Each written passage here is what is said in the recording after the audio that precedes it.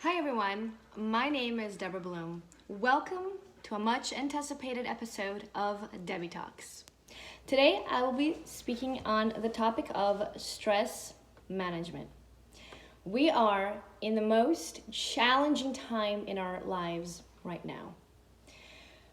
We are going through unprecedented amounts of stress in our daily life, in our work life, at home, and all the stress is really affecting our bodies.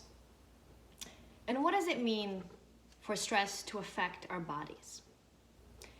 It means that when we're under stress, our bodies are more susceptible to illness, disease, and viruses. Stress can also affect our cognitive abilities. It can make us really foggy. We'll get confused. We can't think clearly. It can affect our blood pressure as well. It can affect our metabolism in such a way that over so many years, stress can really create even diabetes in the human body. Also, overwhelming amounts of stress can affect our libido. So what do we do? What can we do about it? What can we do to manage our stress levels and keep it at bay? Well, it's really important to keep a routine, to wake up every day in the morning, be kind to yourself, say some nice words, drink your coffee or your tea, eat your breakfast, get your kids ready for school, go outside, get in the habit of exercise as well. So keep that routine. Also, your diet. What happens when we're in quarantine and we can't leave the house and we have to shelter in place? We turn to comfort foods. We want to eat things that make us feel good.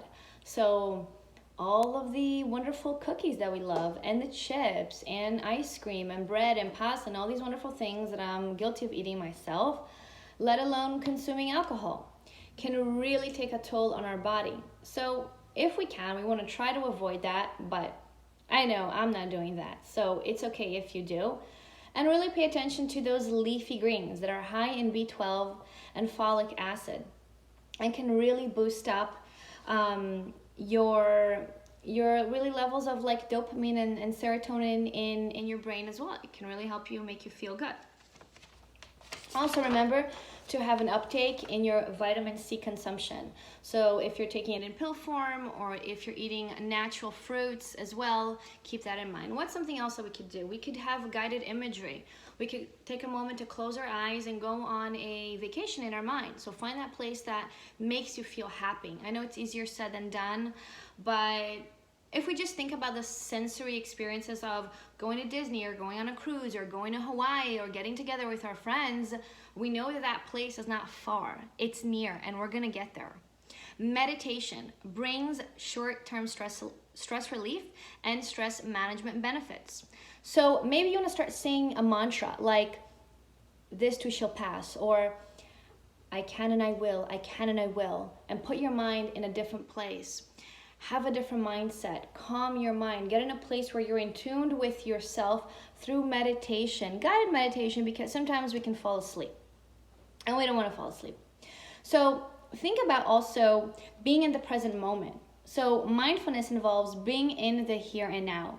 So simply pay attention to what you see, what you hear, your taste, your touch, your smell. So all the senses, pay attention to that now, which really helps us because in this dire need, we find ourselves ruminating, right? About all the things that we have to do or that we did and that we weren't good enough. And being a mom, am I being a good mom to my kids? Am I being a good clinician? Am I being good to my community? Am I doing all the things I said I was gonna do?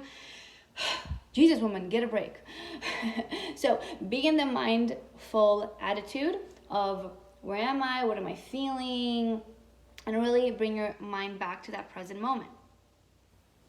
Also, practice progressive muscle relaxation. Really what that involves is just tensing up your muscles real tight and letting go. Tensing muscles real tight and letting go. Maybe start over here in the forehead, tense real tight and let go. Tense real tight and let go. Also pay attention to your breathing.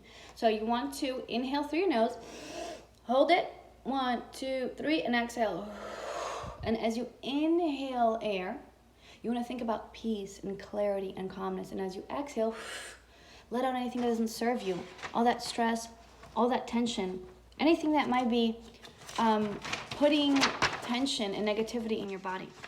Water, water, water.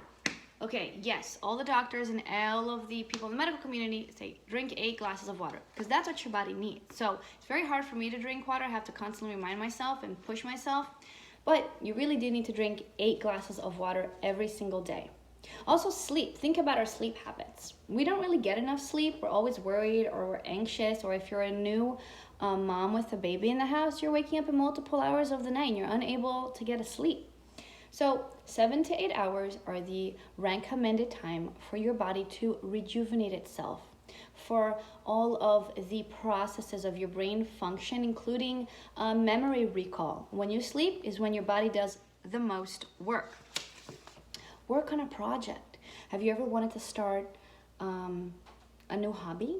Maybe you want to knit, maybe you want to sew, maybe you want to make masks, maybe you want to start a YouTube channel. Guess what? Now is the time. There has never been any other time. So take Naki's advice and just do it. All right.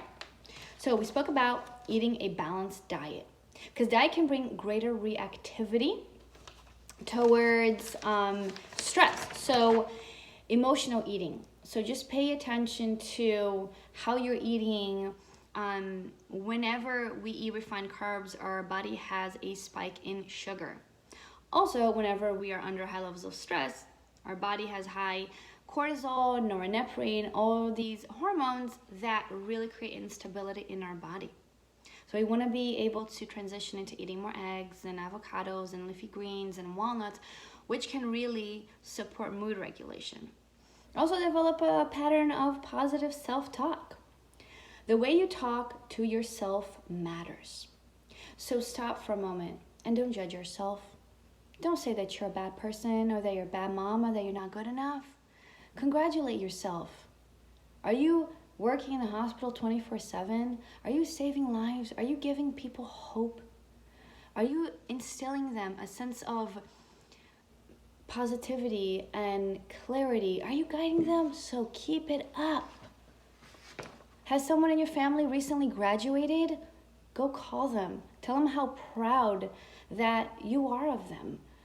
Tell them that through this difficult time, you have to be kind to yourself and tell yourself, I am great, I am wonderful, I am statements. That really speaks to me. That's something that I learned from reading The Giant Within by Tony Robbins.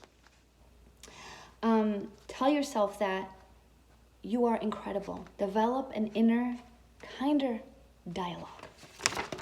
And really, guys, that's it for me for this week. So thank you so much for watching this wonderful episode. I'm excited to bring these videos every week, and I hope you stay tuned. Ciao, ciao. Beijing. Have a wonderful day, and be kind to each other.